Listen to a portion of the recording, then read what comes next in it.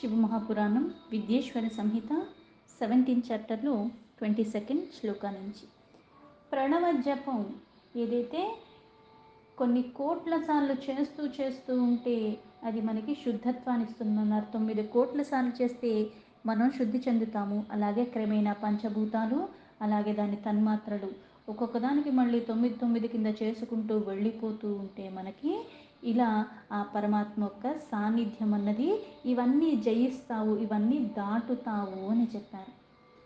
సహస్ర మంత్ర జపేన నిత్య శుద్ధో భవేత్ పుమాన్ తతః పరం స్వాసిద్ధ్యర్థ జపో భవతి హి ద్విజాః. ఇక్కడ ఎవరైతే నిత్యం ఇప్పుడు 9 కోట్లు ఇట్లా చేయాలి అట్లా చేయాలి ఇన్ని చేస్తే ఒక్కొక్క దాని విజయం పొందుతున్న పంచభూతాల మీద, తన్మాత్రల మీద ఇవన్నీ చెప్పిన తర్వాత మళ్ళీ అహంకారానికి కూడా మళ్ళీ 9 కోట్లు అని చెప్పారు. అయితే ఇక్కడ నిత్యం రోజు 1000 సార్లు గనక ఆ ప్రణవాన్ని ఎవరైతే జపం చేస్తున్నారో నిత్య శుద్ధి జరిగిపోతూ ఉంటుంది. ఇక్కడ ఆ నిత్య శుద్ధి జరగటం ద్వారా ఏమవుతుంది? సిద్ధికి అర్హతని పొందుతున్నాడు, అంటే సిద్ధి లభించేస్తుంది. నిత్యము ఆ 1000 అన్నది చేసుకుంటూ వెళ్ళిపోవాలి త్రికరణ శుద్ధిగా. ఏవమషుట్టోత్తర శతకోటి జప్తేన వై పునః ప్రణవేన ప్రబుద్ధస్తు శుద్ధ యోగమవాప్నుయాత్. ఇలాగా ఎవరైతే 108 కోట్ల సార్లు ఆ ప్రణవాన్ని జపిస్తున్నారు, ఏదైతే 9 కోట్లు ముందు చేస్తే శుద్ధి అన్నారు, తర్వాత పంచభూతాలకు ఒక్కొక్క దానికి 9, అలాగే తన్మాత్రలకు ఒక్కొక్క దానికి 9, తర్వాత అహంకారం అంటే మొత్తం 12 అయ్యాయి. ఒక్కొక్క దానికి 9, 12 × 9 అంటే 108. ఈ 108 కోట్ల సార్లు ఎవరైతే ఆ జపాన్ని చేస్తున్నారో ప్రణవాన్ని, ఇంకా ఆ పురుషుడికి యోగ ప్రాప్తి అన్నది లభించేస్తూ ఉంటుంది. అంటే 108 కోట్ల సార్లు అంటే శుద్ధి చెందుతావు. ఆ శుద్ధి చెందిన కారణంగా ఇక్కడ శుద్ధ యోగము పొందుతారు అంటున్నారు. శుద్ధి చెందటం అంటే ఇప్పుడు భగవద్గీతలో సులభంగా చెప్పినట్టుగా అంత్యకాలంలో దేన్ని స్మరిస్తున్నావో మళ్ళీ మరు జన్మ అంటూ ఉంటే దాన్ని నువ్వు పొందుతావు అన్నారు. అలాగే పరమాత్మనే నిన్ను ఎప్పుడు రమిస్తూ ఉండి అంత్యకాలంలో కూడా ఆ పరమాత్మనే త్రికరణ శుద్ధిగా చేసే ప్రతి కర్మ పరమాత్మకే సమర్పణ భావంతో నేను చేసుకుంటూ నిష్కామంగా వెళ్ళిపోతే మనకి పరమపదం లభిస్తుంది. ఆ పరమపదం లభించటం అంటే ఏదైతే పరమాత్మ నిరాకార, అలాగే వికారాల రహితంగా ఉన్నవాడు, శుద్ధత్వానికి ప్రతీక పరమాత్మ. అందులో నువ్వు ఐక్యం అవ్వాలంటే నువ్వు అలా ఉంటేనే కదా ఐక్యం అయ్యేది. అందుకే ఇలా చెయ్యగా ఆ జపం ద్వారా నీకు శుద్ధి కలుగుతుంది. ఆ శుద్ధి కలిగిన కారణంగానే ఆ యోగ ప్రాప్తి నీకు లభిస్తుంది. శుద్ధ యోగేన సంయుక్తో జీవన్ముక్తో న సంశయః సదా జపం సదా ధ్యాయచ్చివం ప్రణవ రూపిణం. అందుకే ఇలా చేసిన వాళ్ళకి జీవనముక్తి స్థితి అన్నది లభిస్తుంది. శుద్ధ యోగం లభించటం ద్వారా అతడు జీవన్ముక్తి అంటే జీవించి ఉండగానే ముక్తి పొందుతావు. దీనిలో ఎటువంటి అనుమానం లేదు. అందుకే సదా ప్రణవాన్ని జపించాలి. ప్రణవ రూపంలో ఉన్నది ఆ పరమాత్మ అన్న భావనతో ఆయన్ని ధ్యానిస్తూ సమాధి స్థితుడై ఎవరైతే అలా జపం చేస్తున్నాడో అతడు సాక్షాత్ మహాయోగి అయిన పరమేశ్వరుడితో సమానం. అందులో ఎటువంటి అనుమానం లేదు. సమాధిస్థో మహాయోగి శివ ఏవ న సంశయః ఋషిచ్ఛందో దేవతాధిన్యాస దేహే పునర్జపేత్. అయితే జపం చెయ్యాలి అన్నారు. అయితే ఈ జపం ఎలా చెయ్యాలి? ఆ జపం చేసేటప్పుడు నేను శుద్ధంగా బాహ్యంగా అంతరంగికంగా కూడా ఉంటూ అప్పుడు నేను చెయ్యాలి. అందుకు నా పరమేశ్వరుడే ఈ రూపంలో ఉన్నాడని ఆ పరమేశ్వరునే ధ్యానిస్తూ సమాధి స్థితిలో ఉండి, అందుకే ముందుగా ఏం చేయాలి? మొదలుపెట్టే ముందు ఆ శరీరాన్ని ఎలా అయితే ప్రతిదానికి ప్రణవానికి ఋషి ఎవరు, ఛందస్సు ఎవరు, ఎలా అయితే మనకి లలిత కానీ విష్ణు సహస్రనామాలు తీసుకుంటే అందులో స్పష్టంగా వాగ్దేవత, ఋషి, అనుష్టుప్, ఛందః అని ఎలా అయితే ఉంటాయో అంటే దానికి కొలమానం ఉంది ప్రతిదానికి కూడా. అలాగే ఇక్కడ దానికి ఋషి ఎవరు, దాని ఛందస్సు ఏంటి, దానికి ఆది దేవత ఎవరు, ఇలాగంతా న్యాసం చెయ్యాలి. అప్పుడు జపాన్ని మొదలు పెట్టాలి. అలాగే అకారాది ఆతో మొదలు పెట్టుకుని ఏవైతే మాతృకా వర్ణం ఏదైతే మనకి అక్షరమాల ఉన్నాయో అన్ని అక్షరాలు అక్షరమే పరబ్రహ్మ. అందుకని ఈ మాతృకా వర్ణ సహితంగా ఇవన్నీ కూడా అంటే ఆ అక్షరాలు ఎన్నైతే ఉన్నాయో దానిలో మళ్ళీ ఒక్కొక్క అక్షరానికి ఒక్కొక్క అంగంలో మనకి ఎలా అయితే ఉదాహరణకి లలిత తీసుకున్న, విష్ణు తీసుకున్న, ముందుగా కరన్యాస అంగన్యాస అని చేస్తాను న్యాసం చేసిన తర్వాత ధ్యానానికి ముందు. ఏంటి కరన్యాస? ఏవైతే రెండు చేతులు ఉన్నాయి, రెండు చేతులకి 5 ఏళ్ళు ఉన్నాయి, ఒక్కొక్కటి మళ్ళీ పంచభూతాల్లో ఒక్కొక్క దానికి ప్రతీక అంటాం. ఇవన్నీ మళ్ళీ ఒక్కొక్క వేలుని కలుపుకుంటూ ఈ ప్రతి ఒక్క అంగుళికాన్ని కూడా మనం న్యాసం చేస్తున్నాం. అంటే మన కర్మలు దేని ద్వారా చేస్తున్నాము? శరీరం ద్వారా చేస్తున్నాం. ఈ శరీరంలో ఉన్న ఈ చేతులు, ఈ వేళ్ళు, అలాగే అంగాలు, అందుకే కరన్యాస అంగన్యాస. అంగాల్లో కూడా ఎలా అయితే హృదయము, శిరస్సు, ఇవన్నీ కళ్ళు, ఇవన్నీ మళ్ళీ దిగ్బంధ అంటాం. అంటే ఇవన్నీ పరమాత్మ అన్న భావనతో ఇవి న్యాసంగా, అంటే ఆయనవి నా దగ్గర ఉన్నాయి కాబట్టి నేను ఇంకా బ్రతికున్నాను. తర్వాత మళ్ళీ ఇవి పరమాత్మకి వెళ్ళిపోతుంది, కలిసిపోతుంది, నేను వెళ్ళిపోతున్నాను. నాది నాది నాది అనుకుని నేను ఉంటున్నాను, కాకపోతే ఇది నాది కాదన్న జ్ఞానం నాకు రావాలి. అందుకే ఇక్కడ న్యాసం అని చేస్తాం. అంటే నీది కానిది నీ దగ్గర ఉన్నది, ఇది నువ్వు మళ్ళీ ఇచ్చేయాల్సిందే. ఎప్పుడు వరకు అంటే తెలీదు, కానీ ఇది నీది కాదన్న పరమసత్యాన్ని నువ్వు తెలుసుకో. అందుకే ఇక్కడ మాతృకా వర్ణ న్యాసయుక్తంగా ఈ అంగాల ప్రతి ఒక్క అంగాన్ని కూడా అలా కొన్ని విధానాలు ఉన్నాయి, ఆ విధానాలతో ప్రతి ఒక్క అంగాన్ని అట్లా ఆ భావనతో చేసి అప్పుడు కూర్చుని దాన్ని మొదలు పెట్టాలి. ప్రణవం మాతృకాయుక్తం దేహేన్యస్య ఋషిర్భవే దశమాతృ షడద్వాది సర్వం న్యాస ఫలం లభేత్.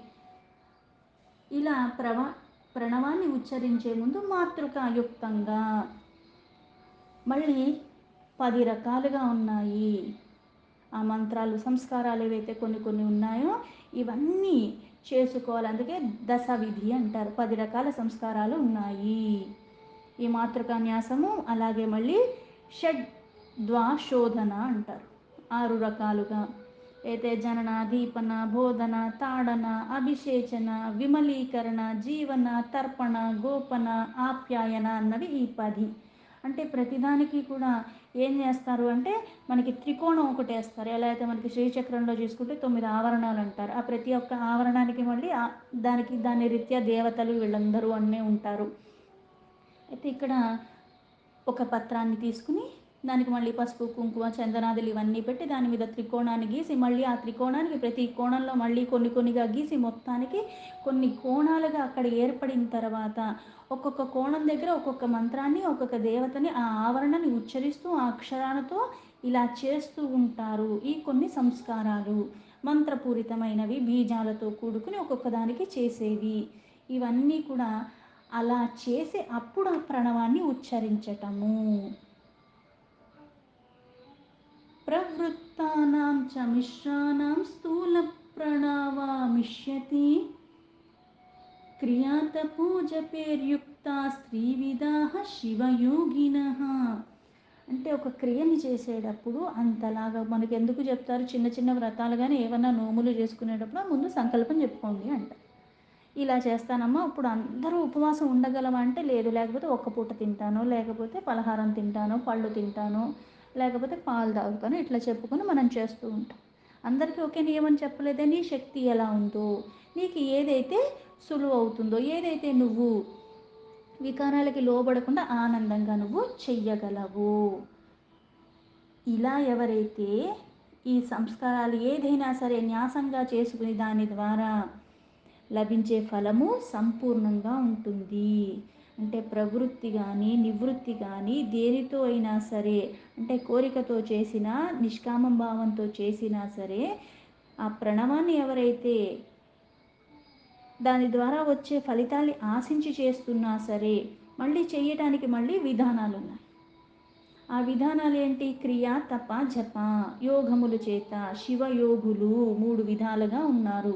క్రియ, తప, జప, ఈ 3 రకాలుగా ఉన్నవి మనం చేస్తూ ఉంటాం. అంటే క్రియాయోగ ఒక ప్రక్రియ చేయటం, తపోయోగ అలాగే జపయోగం, ఈ 3 రకాలుగా. అంటే ప్రతిదీ యోగానికి తీసుకెళ్తుంది. ఏ మార్గం అయితే నాకు సులభం అవుతుందో, ఏదైతే నేను చెయ్యగలనో దాన్ని బట్టి దేన్ని తీసుకున్నా సరే మళ్ళీ చేరేదా శివయోగానికే. ఈ 3 ప్రకారాలుగా ఉన్నది. ధనాది విభవేరేశ్చేవ कराद्घर्नामादिभिः क्रियया पूजया युक्तः क्रियायोगिति कथ्यते. पूजायुक्तश्चामितभुक् ब्राह्म इन्द्रिया जयान्वितः परद्रोहादिरहितस्तपोयोगिति कथ्यते. అంటే ఇప్పుడు డబ్బు ద్వారా వైభవాలతో కూడుకుని పూజా సామాగ్రికి మనము కొనగలము. ఇప్పుడు డబ్బు ఉంది, దాని ద్వారా ఏం చేస్తాం, అయినా వస్తువులు కొనడానికి మనకి ఉంది కాబట్టి అవన్నీ పూజకి సంబంధించినవన్నీ కూడా ఆ సామాగ్రిని కొంటాము. అలాగే ఇక్కడ ప్రతి ఒక్క అంగంతో ఆ నమస్కారాది క్రియ ఇవన్నీ కూడా ఇష్టదేవతకి పూజగా మనము నివేదించుకుని చేస్తూ ఉండాలి. అంటే ఇక్కడ ధనంతో ఏదైతే చెయ్యగలవో, ఉన్న వాళ్ళకి ఒకలాగా లేని వాళ్ళకి ఒకలాగా ఎందుకు చెప్పారంటే యథాశక్తి చెయ్యటానికి వీలుగా. ఇది లేనివాడు దాన్ని చేయటం, అది లేనివాడు అందుకే నీ ధర్మానికి మించింది ఇంకో ధర్మం లేదు, పరుల ధర్మం ఎంత మేటిగా ఉన్నా దాన్ని నువ్వు చెయ్యటం వల్ల నీకు లాభం లేదని చెప్పింది ఇందుకు. అప్పులు చేసి కానీ ఇట్లాంటివి ఏమి ఎక్కడా చెయ్యమని చెప్పలేదు. అందుకే ధనం మొదలైన వాటి చేత పూజకి కావాల్సిన సామగ్రిని పోగు చేసి మళ్ళీ ఇక్కడ నమస్కారాది క్రియలతో ఇష్టదైవాన్ని పూజించటం, దీన్ని క్రియాయోగ అంటారు. పూజలో లగ్నమై పరిమితమైన భోజనం చేస్తూ ఇంద్రియాన్ని నిగ్రహణ చేసుకోవాలి. దానికి మళ్ళీ నిద్ర ఇట్లాంటివి ఏవి రానివ్వకుండా ఈ శరీరానికి సహకరించడానికి ఎంత కావాలో అంత నేను భుజించటము. జ్ఞానేంద్రియాలు బాహ్యేంద్రియాలు అన్నిటినీ జయించి సంయమనంతో ఆ మనస్సుని మన వశంలో ఉంచుకోవాలి. పైగా ఏవి చేసినా సరే నేను క్రతు సరిగ్గా చేస్తే సరిపోదు, ద్రోహాలన్నవి. అందుకే ఇప్పుడు మనకి చాలా తేలికపాటి భాషలో చెప్పుకోవాలంటే గురు చరిత్ర ఇవన్నీ చదివేటప్పుడు దాన్ని పారాయణ చేసేటప్పుడు ఇతరుని దూషించకూడదు, దుష్టుల సాంగత్యం చెయ్యకూడదు, అందుకని వీలైనంత వరకు ఎక్కడ పడితే అక్కడికి తిరగకుండా కొన్ని ఇటువంటి నియమాలు, కింద పడిపోవటము, ఆహారంలో నియమాలు, తినకుండా చదవాలి, ఇవన్నీ చెప్పారు. అలాగే ద్రోహం చెయ్యకుండా ఇట్లాంటి దుర్గుణాలకన్నిటికీ కూడా దూరంగా ఉండి చెయ్యాలి. దాన్నే తపోయోగి అని చెప్పబడింది. అంటే క్రియాయోగి అంటే డబ్బులు ఖర్చు పెట్టి చేస్తున్నావు, క్రియల ద్వారా కొన్ని చేస్తున్నావు. అలాగే తపోయోగి అంటే నీ శరీరంలో ఉన్న ఇంద్రియాన్ని నియంత్రిస్తున్నావు, ఆహారాన్ని పరిమితిగా తింటున్నావు, ఈ శరీరాన్ని చక్కగా అన్ని పరిమితిలో తీసుకుంటూ ఇంద్రియాల్ని జయించి ఇంద్రియాలన్నీ నీ వశంలో చేసుకుని నీ మనస్సు కూడా, ఇప్పుడు ఇంద్రియాలు నా వశంలో ఉన్నాయి కానీ మనస్సు నా వశంలో లేదంటే మళ్ళీ ఇంద్రియాలన్నీ మెల్లమెల్లగా చేజారిపోతూ ఉంటాయి. ఆ మనస్సు కూడా నా ఆధీనంలో ఉన్నప్పుడు ఇవి ఇంకా నాకు ఇంకా వశమై ఉంటాయి. ఇలా వ్యసనాలకి దూరంగా ఉండి చేసేది తపోయోగం. ఏతేర్యుక్త సదా శుద్ధ సర్వకామాదివర్జితః సదా జపపరః శాంతో జపయోగితి తం విదుః. అలాగే అన్ని సద్గుణాలు యుక్తంగా ఉండి ఎప్పుడూ కూడా శుద్ధ భావనలతో వికారాలు లేకుండా సమస్త కర్మలు ఏవైతే చేస్తున్నావో దోషాల రహితంగా శాంతమైన మనస్సుతో నిరంతరము జపం చేసుకుంటూ ఉన్నవాడికి జపయోగి అంటే ఆ మహాత్ముడు అని ఎందుకు చెప్తున్నారు. ఏ కర్మ చేసినా సరే ఈ జపం కొనసాగుతూనే ఉంటుంది, వికారాలు లేకుండా. ఇప్పుడు మంత్రాన్ని ఉచ్చరిస్తున్నాను కానీ ఇలా శుద్ధి లేకుండా చేసిన దానికి ప్రతిఫలం అంతంతే వస్తుంది. అందుకే జపయోగం చేసిన, క్రియాయోగం చేసిన, తపోయోగం చేసినా సరే సద్గుణాలతో ఉండటమే కాకుండా దోషరహితంగా ఉండాలి. నా ఇంద్రియాన్ని దేన్ని కూడా నేను వికారాలకి లోబడేలాగా చెయ్యకూడదు. అందుకే సదా శుద్ధ దోషరహితంగా శాంతమైన మనస్సుతో ఆ జపం అన్నది నిరంతరము అలా చేసుకుంటూ ఉంటే దాన్ని జపయోగము అన్నారు. అలాగే 16 ఉపచారాలతో మనం ఏదైతే పరమాత్మను పూజించుకుంటున్నామో అప్పుడు ఇలా జపయోగం చేసినా ఏది చేసినా ఇప్పుడు నువ్వు చేసే ఉపచారాల ద్వారా ఈ విధంగా నువ్వు ఆచరిస్తూ చేస్తే ఏమవుతుంది, పరిశుద్ధుడవుతావు. ఆ పరిశుద్ధుడు అయిన కారణంగా ఏమవుతుంది, పరమాత్మ యొక్క సాలోక్యానికి నువ్వు దగ్గరవుతావు. అందుకే ఇలా ఉత్కృష్టమైన ముక్తిని పొందుతావు. క్రమంలో సాలోక్యం అంటే పరమాత్మ ఎక్కడున్నాడో ఆ సన్నిధిలో నువ్వు ఉంటావు. ఎక్కడ లేడు పరమాత్మ, సర్వవ్యాపి అని. మళ్ళీ ఇక్కడ సాలోక్యం అంటే వేరే లోకంలో ఉన్నాడు కాబట్టి ఇప్పుడు వైకుంఠంలో ఉన్నాడు, లేకపోతే కైలాసంలో ఉన్నాడంటే ఇక్కడ లేడా. అర్థం ఏమిటి అంటే ఇక్కడ ఆ పరమాత్మ సన్నిధిని విడవకుండా ఉంటావు. శరీరంతో ఉన్న శరీరాన్ని విడిచిపెట్టేసినా సరే ఆ పరమాత్మ చింతలో ఉంటావు. నేను పూజ గదిలోనూ గుడిలో కూర్చున్నంత మాత్రాన దేవుడి మీద భక్తి ఉన్నట్ట? ఆ దేవుడిగా నేను ఇప్పుడు మనం చాలా వాటికి వెళ్తూ ఉంటాం. ఎక్కడికి వెళ్ళినా సరే మనం సెల్ఫీలు తీసుకోవటంలోనే లీనమైపోతూ ఉంటాం. మనకి తెలిసిన వాళ్ళు ఎవరైనా వచ్చారా లేదా అని చూడటంలోనే లీనమైపోయి ఉంటాము. అక్కడ జరిగే క్రతువేంటి, అక్కడ ఉచ్ఛరించే మంత్రం ఏంటి, కనీసం నేను చేసుకోవటానికి నాకు చేత కాకపోయినా ఇక్కడ చేస్తున్నప్పుడైనా అది వినటమైనా చూడటమైనా ఈ రెండు అన్నా నేను సరిగ్గా చేస్తే కదా నాకు కాస్త ప్రశాంతత లభిస్తుందని కాకుండా అలజడిమయంగా ఉంటూ అక్కడికి వెళ్ళి కూడా అలజడినే చేస్తూ ఉంటాను. వినేవాడిని కూడా చెడగొడుతూ ఉంటాను. దాని ద్వారా లాభం పొందుతున్నానా నష్టమా, నాకు కాకుండా ఇతరులకు కూడా నష్టం చేస్తున్నాను. అందుకే ఇక్కడ పరమాత్మ యొక్క సాన్నిధ్యాన్ని సాలోక్యాన్ని పొందటం అంటే నేను ఎక్కడున్నా సరే ఆ చింతలో పరమాత్మే ఉంటూ ఉంటాడు. ఏ అవస్థలో ఉన్నా సరే ఈ శరీరాన్ని విడిచాక కూడా నేను శరీరం ఉన్నంత వరకు అలానే ఉండిన కారణంగా దేన్నైతే నిత్యము స్మరిస్తూ స్మరిస్తూ ధ్యానిస్తూ ధ్యానిస్తూ చింత అంతా అదే ఉన్నప్పుడు నేను దాన్ని చేరుకుంటాను. అది సాలోక్యం. అంతా లోకమంతా ఉన్నది పరమాత్మే. ఇక్కడుండి అక్కడ లేకుండా ఏమీ లేడు. అయితే నువ్వు దాన్ని విడవకుండా పట్టుకుంటావు. జపయోగమతో వక్షే గదతః శృణుతా ద్విజః తపః కర్తుర్జపః ప్రోక్తో యజపన్ పరిమార్జతే శివనామ నమః పూర్వా చతుర్థాయా పంచతత్వకం స్థూల ప్రణవరూపం హి శివ పంచాక్షరం ద్విజాః. ఎలా అయితే సూక్ష్మము స్థూలము అని చెప్పి సూక్ష్మమయం ఓంకారము, మళ్ళీ ఇక్కడ నమశివాయ అని చెప్పాను. ఏది చేసినా సరే త్రికరణ శుద్ధిగా నువ్వు చెయ్యటం అన్నది ప్రధానం. అలా చేసిన దానికి మనకి ఫలితం అన్నది ఎక్కువగా వస్తుంది. చెయ్యటమే కదా అని ఎలా పడితే అలా చెయ్యకుండా అంతలాగా అవగాహన తెలియంది తెలుసుకోవటము, తెలుసుకున్నది అంతకన్నా చక్కగా మళ్ళీ ఆ మనస్సంతా దాని మీదే లగ్నం చేసి నేను ఆచరించటం చెయ్యాలి. ఎవరైతే 16 ఉపచారాలతో ఆ పరమాత్మని పూజ చేస్తున్నారో వాళ్ళకి శుద్ధి చెందుతున్నారు. అలాగే నిత్యము చేయటం ద్వారా శుద్ధి చెందటమే కాకుండా మళ్ళీ నీకు వికారాలు లేకుండా అలా కవచంలాగా ఉండిపోతావు.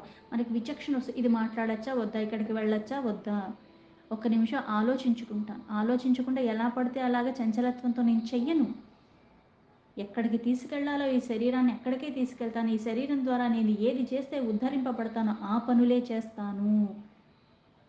తెలిసి కానీ తెలియకుండా కానీ మళ్ళీ దేని ద్వారా కూడా నాకు మళ్ళీ విఘ్నం వచ్చేలాగా నేను చేసుకోను. ఏ విఘ్నం వచ్చినా చేసే క్రతువుని వదలకుండా కూడా అలా స్థిరంగా పట్టుకునే ప్రయత్నం చేస్తాను.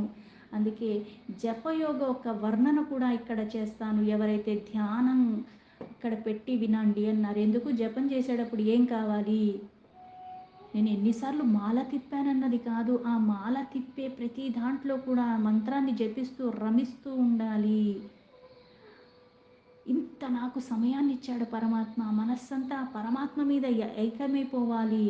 అందుకే తపస్సు చేసేవాళ్ళు కూడా ఆ జపమే చేస్తూ ఉంటారు. ఆ ఉపదేశాన్ని తీసుకుని దాన్ని చేస్తూ ఉంటారు.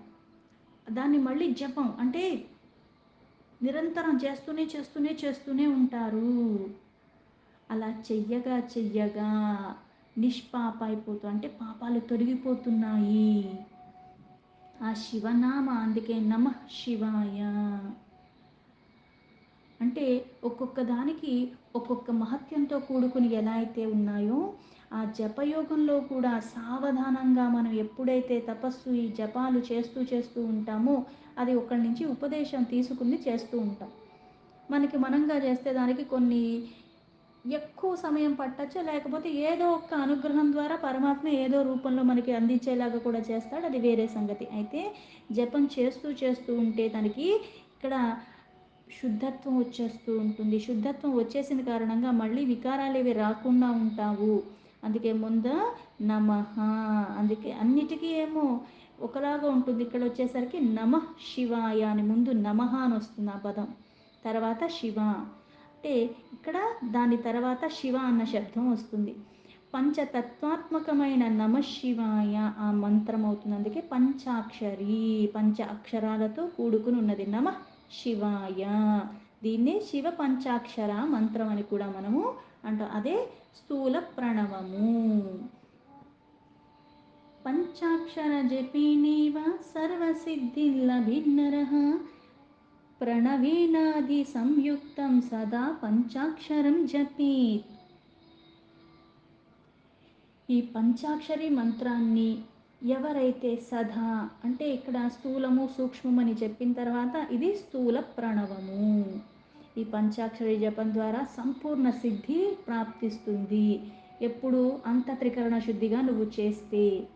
ఓంకారాన్ని ముందు కూడా పెట్టి ఓం నమ శివాయ చెప్పచ్చు. పంచాక్షరి మంత్రాన్ని ఓంకారం పెట్టి ఆ సదా ఎవరైతే జపం చేస్తున్నారో అది గురు ముఖం నుంచి ఎవరైతే ఉపదేశాన్ని తీసుకుని అక్కడ మళ్ళీ జపాన్ని చేస్తున్నారో ఉత్తమ అంటే కూర్చునేటప్పుడు కూడా ఉత్తమమైన ప్రదేశంలో కూర్చోవాలి. నువ్వు ఉత్తమంగా ఉండాలి, వికారరహితంగా, అంతరంగికంగా, బాహ్యంగా కూడా ప్రదేశం శుభ్రంగా ఉండాలి, ఆసనం మీద ఉండాలి, ఇంద్రియాల నిగ్రహణతో ఉండి అప్పుడు జపం చేయాలి. ఎక్కడ పడితే అక్కడ ఎలా పడితే అలా చెయ్యమని చెప్పలేదు. అందుకే ఈ పంచాక్షరి జపం చేత మానవుడు సంపూర్ణ సిద్ధిలు పొందాలి. ఆ సిద్ధి పొందాలి అంటే నువ్వు సిద్ధపడి ఉండాలి. ఓంకారాన్ని ముందు పెట్టి ఓం నమ శివాయ దాన్ని జపించాలి. గురుముఖత ఆ మంత్రోపదేశాన్ని తీసుకుని సుఖంగా మన నివాసంలో ఒక ఆసనం మీద కూర్చుని ఉత్తమ ప్రదేశంలో ఉత్తమంగా నేను ఉండి పైగా ఇవన్నీ మొదలు పెట్టేటప్పుడు కూడా కొన్ని కొన్ని పక్షాల్లో కొన్ని తిథుల యొక్క నిరంతరము అంటే శుక్లపక్షం కృష్ణపక్షం రెండూ చేయాల్సిందే. ఇప్పుడు చేసి అప్పుడు చేయొద్దని చెప్పలే. ఎలా అయితే మనకి మాసాలలో ఆ మాసం మొత్తం చేయటానికి నీకు కుదరనప్పుడు కనీసం కొన్ని ఒక పక్షం అన్నా చెయ్యి, కనీసం లేకపోతే ఒక 3 రోజులు 5 రోజులు అన్నా చెయ్యి, లేదా ఏ పౌర్ణమికో ఇట్లాంటి ఏకాదశులకు అన్నా చెయ్యి. సాధ్యమైతే రోజు చేసుకోవటమే. శ్వాస ఎలా తీసుకుంటున్నావు, శ్వాసలో మమేకమైపోయినట్టు శ్వాస తీసుకున్నప్పుడు కూడా ఓం నమ శివాయ అనుకున్నట్టుగా అది అలా లోపల మననం జరిగిపోవాలి. ఆ రకంగా చేయాలి. అందుకే జపయోగం గురించి మళ్ళీ ఉపదేశిస్తాను అందుకు చెప్పింది. మంత్రోపదేశం తీసుకుని గురుముఖత ఎవరైతే చేస్తున్నారో ఇలా ఒక స్థిరమైన ప్రదేశంలో కూర్చుని ఉత్తమ లాభం ప్రతిరోజు చేస్తేనే. ఆరంభానికి ఒక్కరోజు, ఆరంభం చేసిన తర్వాత మళ్ళీ ఎక్కడ విఘ్నం అన్నది రాకుండా దాన్ని అలాగా కొనసాగించాలి. దీంతో శివ మహాపురాణం విద్యేశ్వర సంహితలో 17 చాప్టర్లో 34 శ్లోకాలు సంపూర్ణం.